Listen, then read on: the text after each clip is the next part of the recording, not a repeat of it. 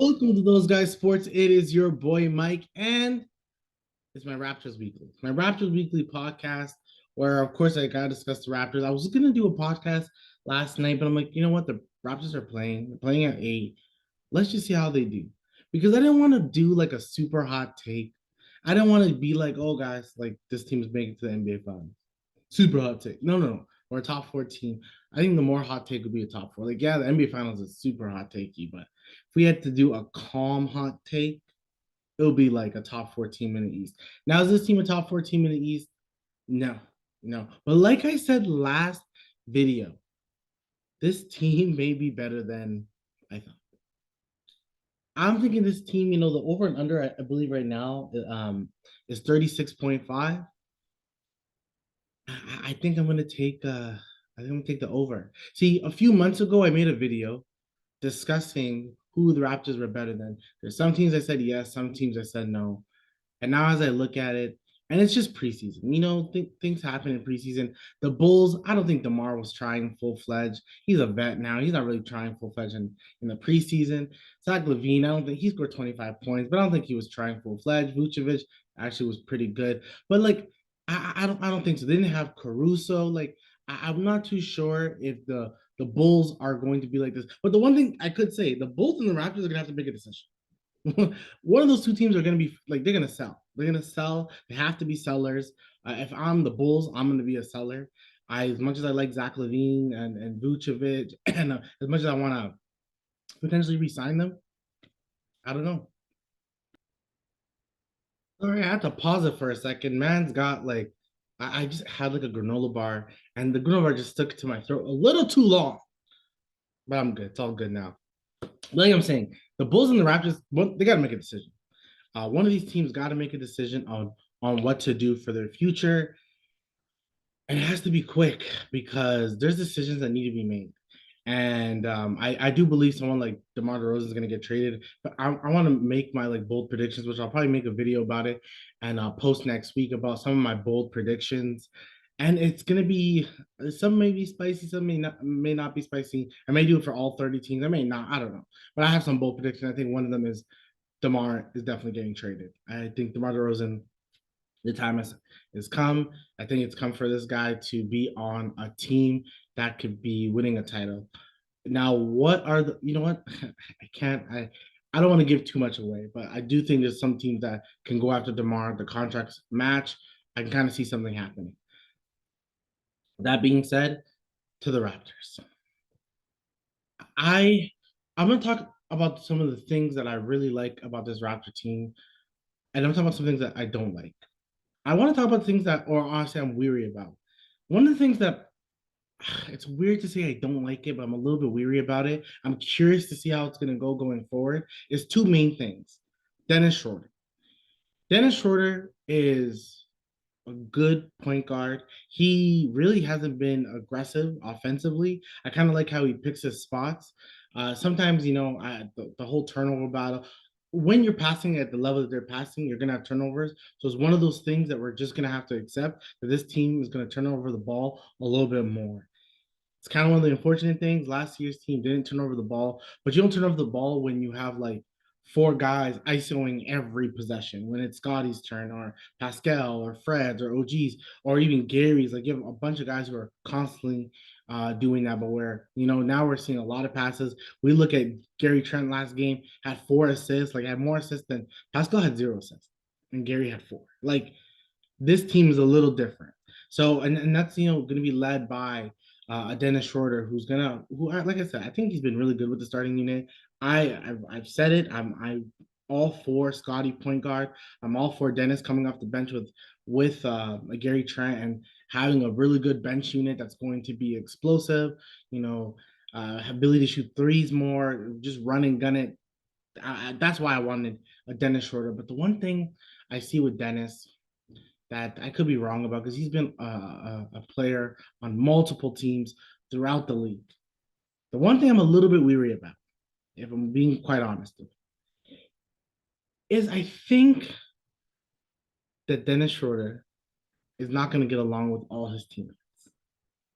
Now, I can be completely wrong, and this really has no base I think it's just from what I watch. I'm like, because I know he's a tough guy and he wants to win, right? So my biggest thing is if this team is not winning, is he going to be a team player? That's I think my thing. I think it's guys like and it's not even a knock on him. It's guys like Kyle Lowry, Chris Paul, like guys kind of with that little bit of that same cloth of you want to win every game, you want to win every possession. When things don't go right, you want to call out your teammates, you want to make people accountable for their actions. So I just think that he's going to do that. And I feel like for this team in particular, when we're trying to improve the vibes of it all, if you're trying to improve the vibes, I'm not too sure if we're going to want something like that, that attitude on the team. I think when someone messes up, we need someone who's really going to encourage everyone, who's going to be a real vocal leader. The one thing that you can tell with Darko is very encouraging. Darko is like every bad possession, he tells the guys, I love you. It's okay. For the next play, we'll fix it up. We'll fix this up. We'll fix this up. We'll fix this up. You can see that he is a constant communicator. I was listening to Will Lou's podcast where he was talking to Chris Boucher, and one of the things he asked Chris Boucher was, "Oh, do you guys stop practice if the ball movement is not there and it's stagnant?" He said, "Yeah." So you can tell that he really wants the team to communicate. He's doing the thing that Greg Popovich did, which is you pass the ball to a bunch of players without dribbling, like which is very hard for a team that had five guys at last year playing ISO for most of the game.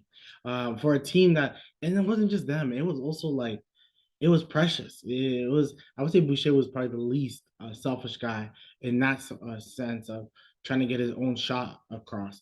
And it was just seemed like a lot of guys had their own agenda throughout the team. That's why I can kind of see the selfishness because everyone kind of had their own agenda, which I kind of feel can happen again because you have Gary's on a contract year.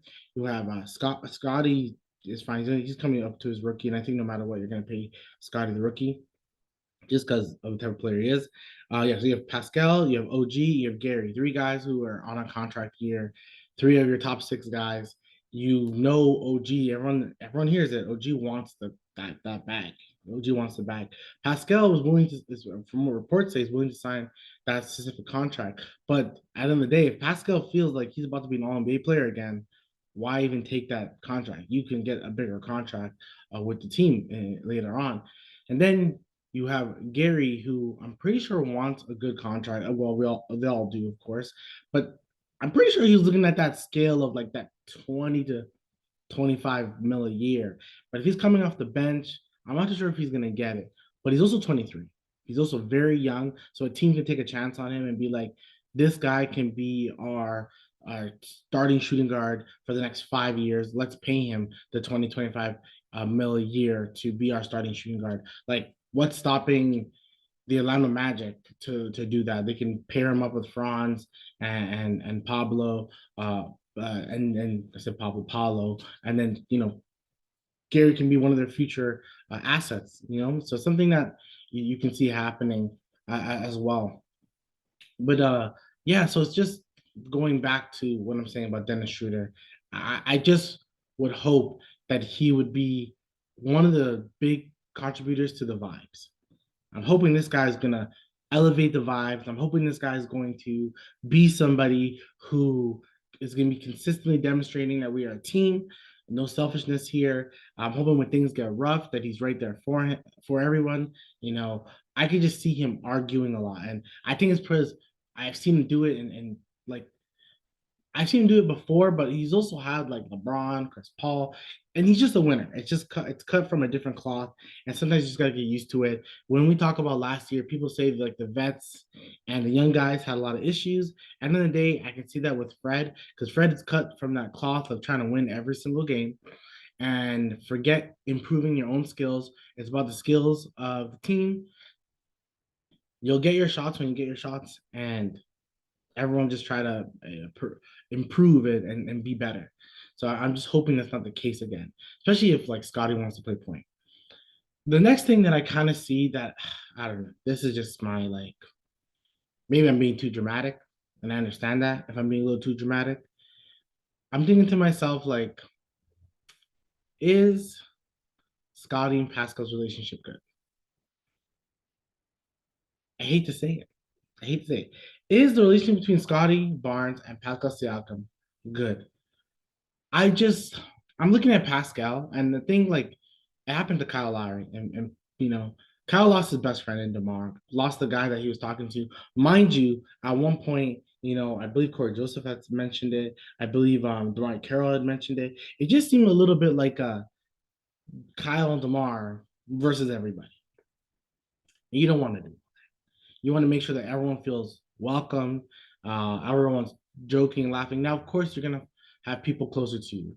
Like LeBron is always gonna be closer to AD. It's just what it is. Now, if someone grows within the team, he'll be closer to them. It's just one of the things that happen. I'm pretty sure Joel Embiid is closer to other guys on the team than a James Harden.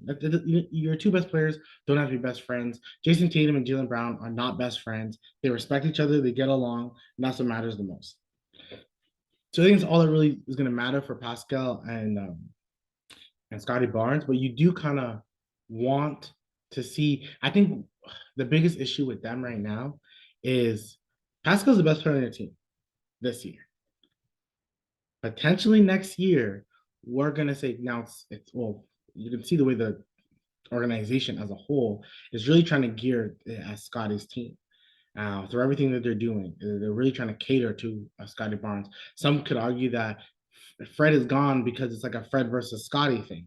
And now it's really Scottie's team. But right now, Pascal's the best player on the team. I've seen in multiple lists. I just saw the Ringers top 25. I saw ESPN's top 25 or top 100 for both, I should say. And Pascal was 25th. So Pascal's the 25th best player in the league. And the thing is, like, when you're 25 to like let's say 15, that can change. In the beginning of last year, Pascal was a top 15 player. No question about it. And the way I've seen him play the past couple games, he's been pretty good. And I'm gonna get to Pascal after I kind of finish this spiel. But that Pascal and Scottie dynamic, it needs to be good. It just does. It has to be good. Their chemistry is incredibly important. Is it the most important thing? I don't want to say that just yet, but it's damn near important. And the reason where I come from and saying, like I said, with Kyle, he lost DeMar. Fred lost. I mean, Pascal lost Fred. Like let's see it. Pascal lost Fred. And I'm not trying to bring no drama. They're 3-0 in the preseason. I'm just saying that if there's any negative, this is the part of the negative that I see. He lost him. He lost the best player he played with at the time. At the time, the best player he played with was Kawhi. But the best friend, like his best friend, the guy he talked to the most, the guy that kind of understood that they got to win multiple games, blah blah blah. And then I see him like on the bench. Pascal is happier. Like I think we are doing too much of this Pascal watch, but I would say if we don't see Pascal's energy so much, it's because there's like really nobody. It doesn't seem to be that person that was there before. I think that's the thing. This is not that person. Where Scottie, you can tell who Scottie gets along with really well. Like you tell him and OG have good relationships. Mind you, like everyone has a good relationship with OG. He's probably one of those people that's just so quiet, but like he's like everybody's best friend for some reason. He's like everyone's godparent. Like he just happens to have those type of qualities. But to me, you just want those two guys to look like. And I'm reading way too much. Like I said, I think I'm potentially being dramatic about this. But like when they pass the ball to each other, or let's say one of them makes a mistake, when someone makes a mistake, I want to see a guy go like, "It's okay, don't we got it? Next play." Like high five each other, tell each other it's all good. You missed the play, but next play, I know you're gonna get it. I'm gonna always trust you. So you just want like things like that to happen more. And I'm not too sure if that's happening. I'm not too sure if there's a lot of trust between the two. And once again, I could be reading it in. Even when Pascal's not I don't think Pascal's the greatest interview. I don't think Pascal's the greatest guy to talk to. Like you want to hear his opinion because he's the best player on the team, but he's not a guy. He's not like Fred when Fred kind of gave you like insightful thing, or Thad Young who gives you pretty good quotas, and even Chris Boucher now has become a better quote. Like there's some guys who are just better quotes than Pascal, and there's probably many factors to deal with that. But when last night's game, when Jack Armstrong was talking to him and Matt Devlin were talking to him, they would ask him like, "Oh, the relationship with him and Scottie on the court, of course," and like Pascal's like, oh, Scottie's a great player. When you have two great players, like things are gonna happen well, things like that. He said all positive things, which you expect to hear from Pascal. But what I kind of want and once again, I'm probably nitpicking. I'm honestly probably nitpicking. But what I want to hear is for Pascal to be like, that's my guy. Like Scottie's my guy. Or Scottie to be like Pascal. Like the other was it last year, maybe the year before? Scottie was like, Pascal's my favorite player. He said it was OG, but like that relationship, that joking thing, like that when Pascal's going for 45, like I it's nice to see your teammates go like, that's that guy. Pascal's that guy. He's gonna go for that. He's that guy. So it's one of those things that I feel like I didn't hear that from Pascal. Once again, I'm asking for too much because I know he's not a great interviewer, and I just want to see. Maybe I'm being too demanding in wanting to see another, you know, Kyle and Demar. But like I know it's not expected. I'm just like even a limited version, even like a Kyle and Fred, because Kyle and Fred were pretty close at one point as well. Well, they're pretty close now, probably personally, of course, but they're pretty close. And I just want to see who is going to be that best friends with Pascal. And I obviously I'm not on the court. I'm not in the arena. I could be completely wrong. Him and Scottie Barnes could be best friends. Scottie could make this guy the godfather to his kid, or vice versa. I could be completely wrong. Just from what I watched on court, it's just something that I was thinking about, and I'm like, man, like I wish I can see the vibes between those two be a lot better. But let's move on because I feel like I've talked about this one way too much, and it's not that big of a deal, and it's just one of those. I think it's more of a worry, if anything else. It's a worry that I have that these guys may not be getting along, and I really want them to get along. Now, I'll talk about like a couple takeaways that I've taken from the past three games. But mind you, the second game was against an NBL team, not really much to talk about. So you kind of leave it where it is. But I want to talk about Pascal Siakam again. You can just tell when he's on the court, he's one of the best players in the league. You can tell that the game is much easier for him. Um, like you can see the development. You can see even in the game, with against Chicago, that it's just everything just comes easier to him. Like the scoring is easier, the getting to the basket is easier. I understand what Darko wants to do: pass the ball. Everyone gets a little bit of something. Everyone gets their hand on something. I get it. I'm darn near all for it. I'm all for it. Now we questioned in the first game. The second game was whatever, and the third game Pascal scored 20. Him and Scottie both scored 22 points. Let's not forget this 44 on efficient shooting. So I know it's crazy, but I just can see sometimes there's moments where I'm like, give Pascal the ball, and I feel like that's going to be a trending theme. Is no. Sometimes give it to Pascal. When things are breaking down, give it back, which I think they did a couple times. But like he's just a guy that I feel like he should always touch the ball. The ball should always swing to him, regardless. Now, him and Scottie should always touch the ball, and then really it gets decided from there. Ultimately, you pass the ball to the post in Pirtle. Magic are cutting, doing a bunch of potential dribble handoffs, things like that. And Magic just doing like double cuts and everything, and the back cuts, all that for Pirtle to find the best option. But I always feel like, one of the options should always be Pascal getting the ball. And then we kind of going from there and seeing what Pascal can do with it. Not being ISO, still understanding that this team is a team concept. Everyone should get their hands on the ball. He can't be stagnant with the ball. He still needs to make a decision pretty quickly if he's going to go for the basket or pass it back to Schroeder on the corner or one of those guys in the corner or Schroeder up top or whatever, Pirtle in the post, whatever it is. Finding a way, but I just think that watching Pascal, he has an All NBA season in him again, easily, just by watching the game. Pascal has another All NBA season in him. The man caught it in the post, and it's like he's not no Akeem Olajuwon in the post. He's no Kobe in the post, but like this guy can catch it in the post, and he's either gonna get fouled or he has a soft touch when he's in near the basket.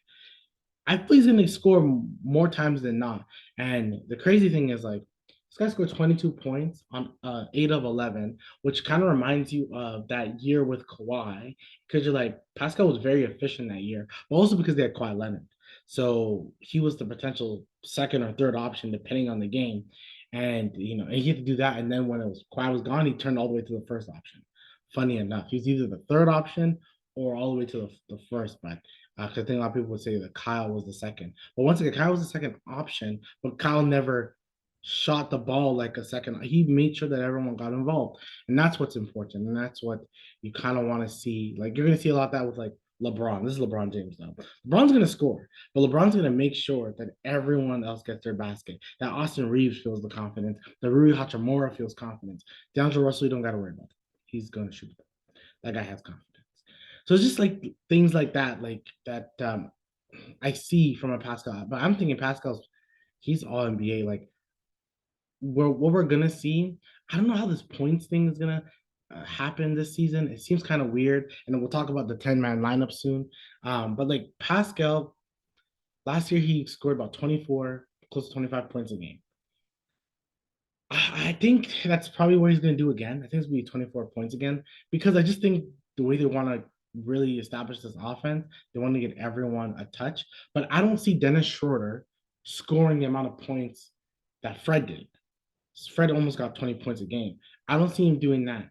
Now, stepping back and thinking about it, the Raptors are going to, it's going to be Pascal first. Then it's Scottie Barnes. You can tell that Scottie's right there. Then it's OG, and then it's Gary. But I think Gary's going to probably be second in points. So I think Pascal's probably still 24 points. I personally want to see an uptick in points because as long as it kind of still hovers back to him, I think it's very important. We saw him shoot the three. He shot 2 of 5. If we can get a 2 of 5 game from him, that's very good. That's darn 40%. That's very good. It's not going to happen frequently, but it's better than nothing. So if we can get 34ish to 37%, that's pretty good from Pascal's. Corner threes, you're hoping at 40% rate. And that's what a lot of people are saying. Pascal's going to get the ball on the corner a lot more. Ability to shoot then, ability to get the ball easier. That's what Darko wants to happen for Pascal, to get the ball easier. And if that can make him more points or not, but that same concept is going to happen to everybody else. Pearl's going to get the ball more easier. So is OG, so is Gary. So everyone's getting the ball more easier. And with potentially going to a 10-man rotation and with Pascal playing a lot less minutes, I would probably predict, mind you, they were playing a lot of minutes that game, and Pascal led the team in minutes with 31. So you're kind of thinking like the man is probably going to average like 34 to 35 minutes a game. So who's to say he's going to get like 20 some points? But with 10-man rotation, much harder for him to be scoring that much, especially if the usage rate is going to be kind of a team thing. But yeah, I just think Pascal just looks good the past 3 games, and he just like he looks all NBA already. Um, Once again, I'm seeing from the team. This will be a quick note: is that OG is a, the best defensive player on the team. That's what he should be doing. He can give you 16 to 18 points a game. I think OG's like he's gonna get the contract because somebody will pay that to score 16 to 18 points a game, plus give us the top echelon 1% ish like defense. Like only a few guys can play defense the way OG can. So he's one of those guys that like that's what I want to see from OG. Continuously be that third, fourth guy on the team. The guy you still don't want to leave open for a catch and shoot because he can bang it in because he's done it before. Gary, like I said, I think Gary could be the like second leading scorer on the team. Of course, Gary wants to start, but if this team really needs his offense, and if this team ends up winning like 45 games, 46 games, Gary's a top 3 in 6-man of the year. He's top 3. I don't know if it'd be number 1, but Malcolm Brogdon won last year. So I think Gary can definitely potentially win. To me, he's the dark horse candidate. But once again, I'm being a Raptor fan right now. But why couldn't he be a dark horse candidate to be a 6-man of the year just because of all the things that he's done? Then, so those are 2 guys I want to mention. Now, the main thing is Scottie. Scottie, first of all, looks bigger. Man looks stronger, and he just looks more explosive. He looks happier, which is a good thing because you want to see Scottie just show all those things because he's still so young. I think the words around Scottie were like pretty trash at one point. I think people just had higher expectations for him. Mind you, his points were the same, his rebounds were the same, and his assists was a little bit more last year. So he did better on assists. I think his efficiency probably a little worse. And then but still Scottie was really good last year. Like Scottie was good. And you can just I think people just like to hate and people will overdo for certain guys. Like in that draft class, now the person that's being boosted the most is Franz Wagner. Great player, deserves it, no doubt about that. But then Evan Mobley, people are like, oh, he's good. But then you think about it. Are you hearing people talk about Evan Mobley right now? People are talking about this guy like he's gonna be an eventual top 10 player. He still can, still very young. But people are talking about like that.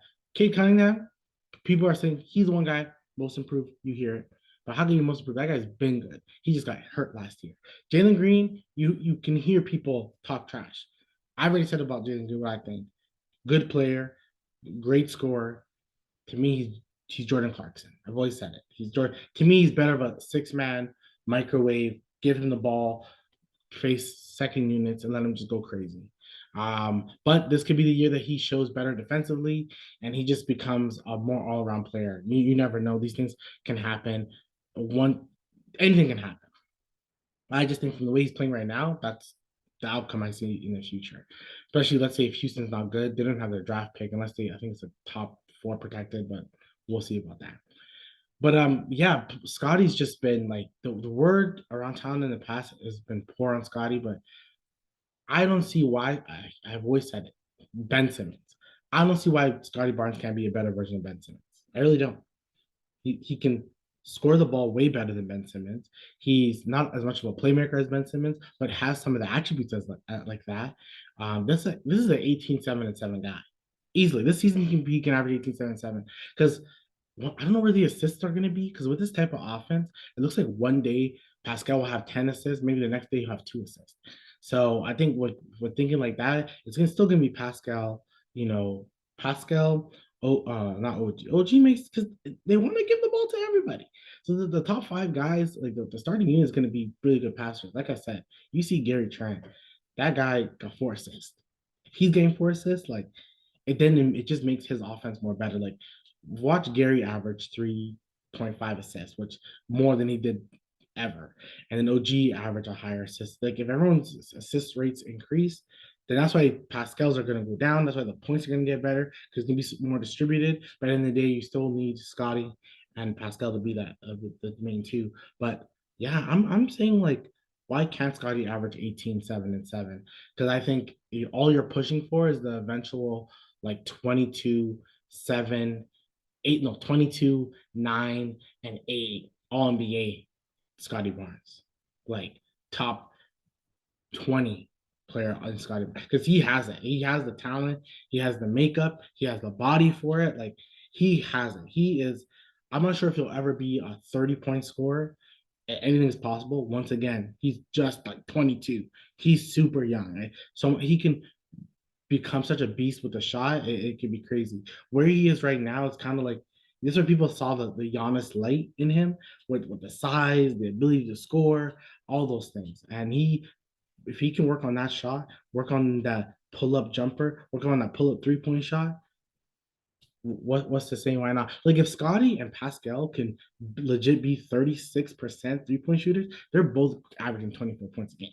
It's easy because they're still bigger. Scottie is clearly more of a like he can play any position, but when he's going against certain guys, like he probably couldn't do this against like a Steven Adams, but a Vucevic who's a more finesse center, Scottie can be the five.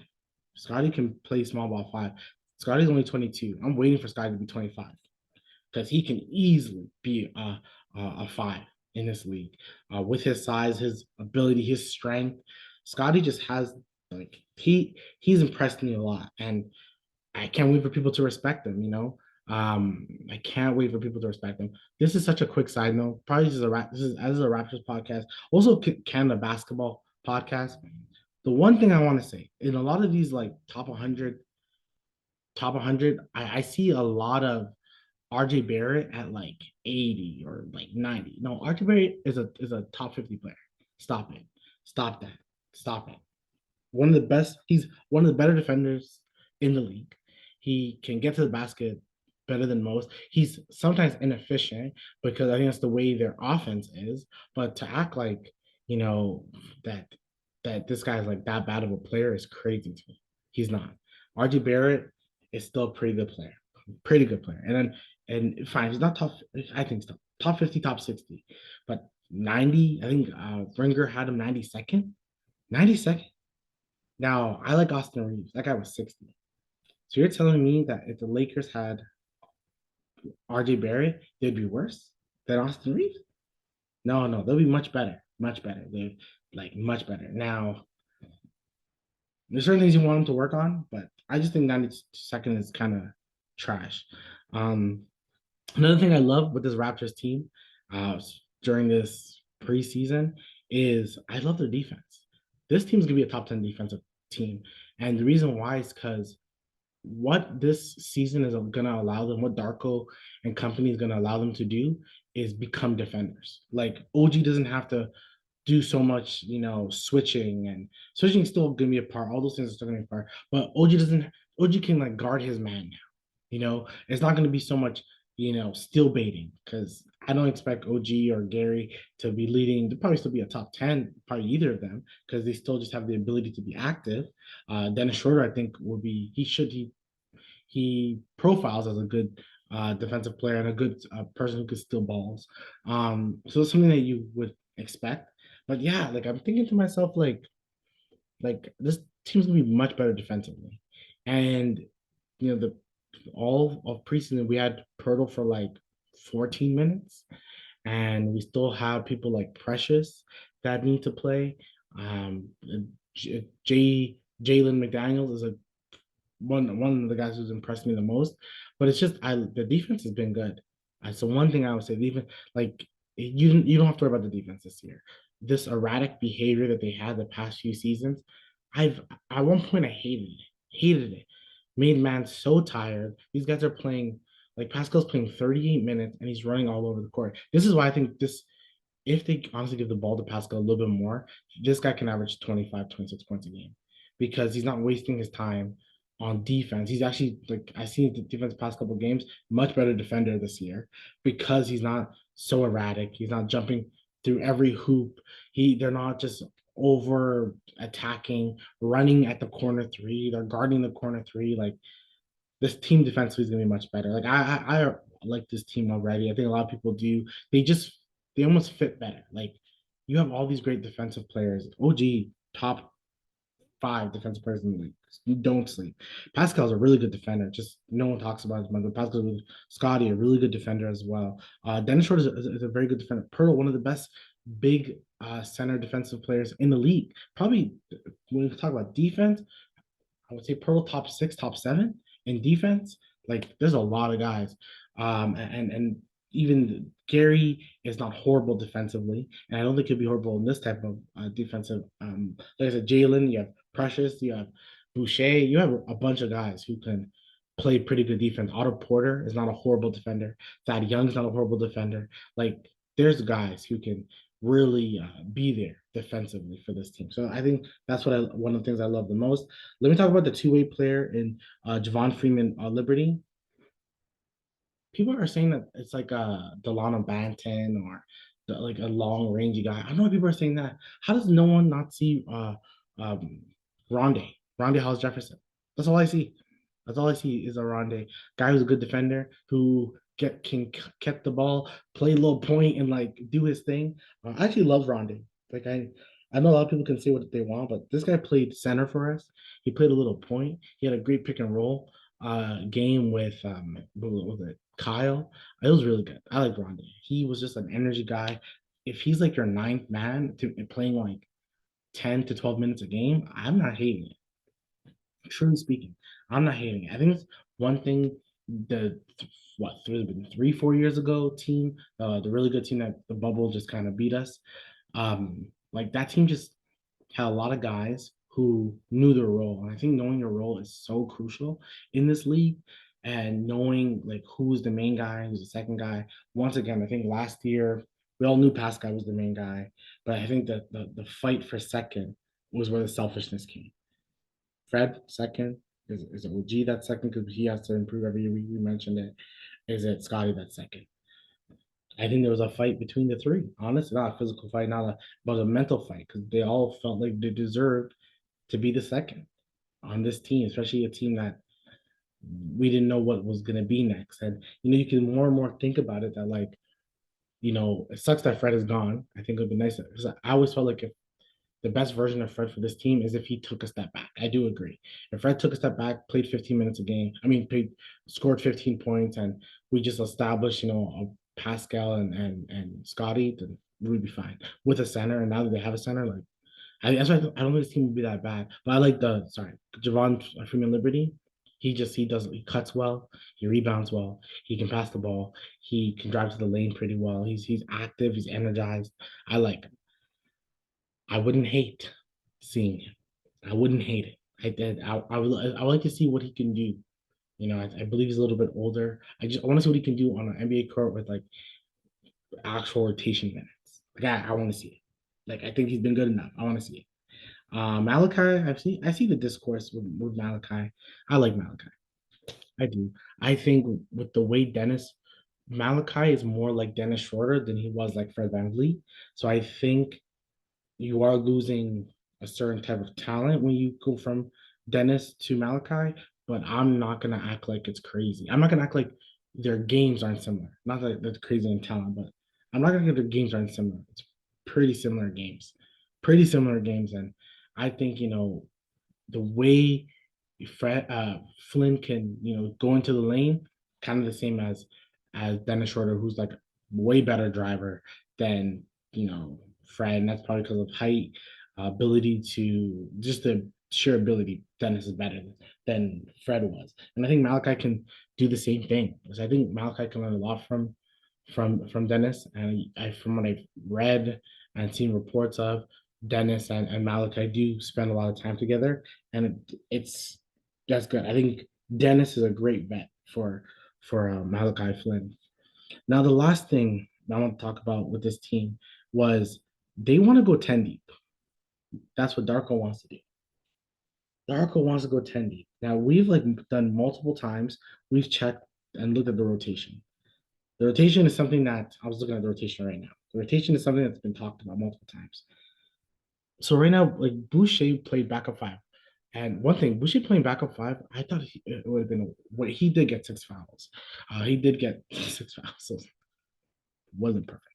Um, but I didn't think he was like he's a power forward, and so is Precious. But it seemed like the way Darko's offense is, and defensively, I think you can play multiple positions, but offensively, like maybe not that bad. I kind of question the thought of Precious being a five, and if they know what they're doing, and obviously they do, like maybe it can be good. Because I thought Boucher wasn't bad playing his five in these past two preseasons.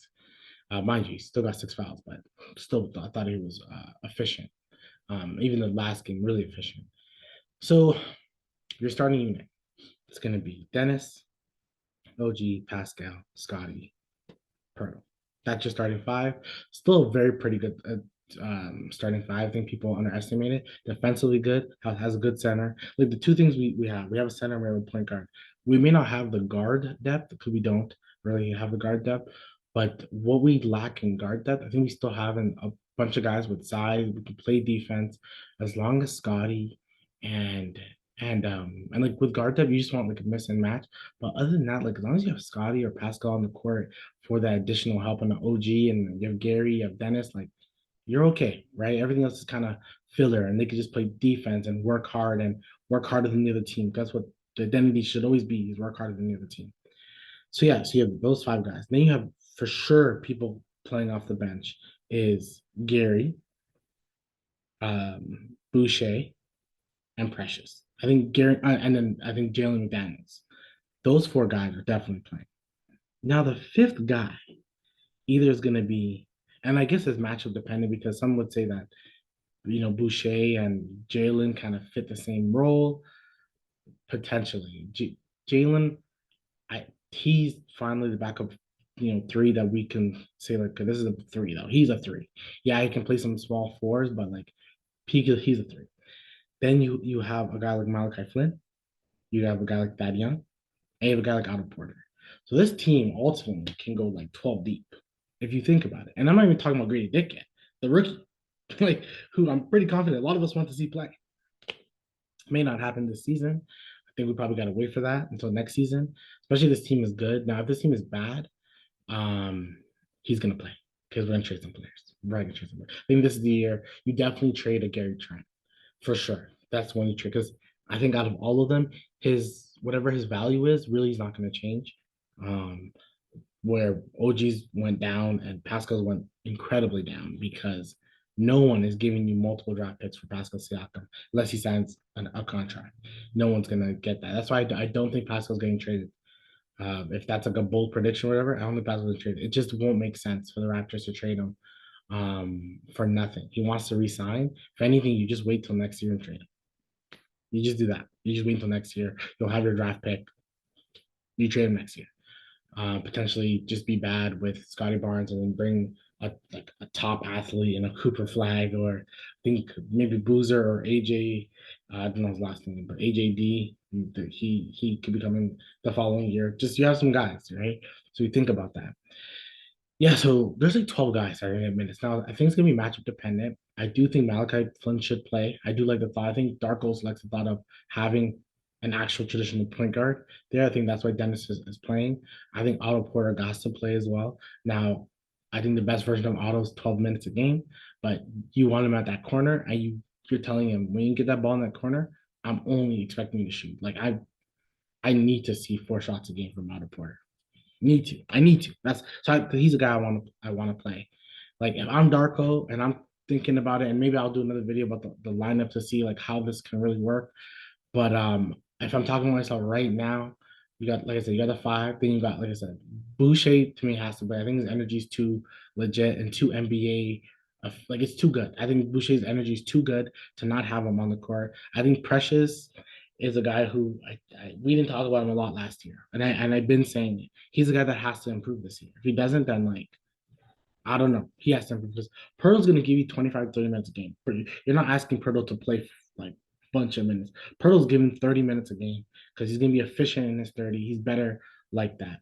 And then crunch time with going against a big, you need a Pirtle. But yeah, so Boucher for sure and Gary are like two for sures. Jalen because you need a small forward. Precious because he's your center. And then it's probably going to be, I think it's going to be Malachi, but I want Otto Porter to play.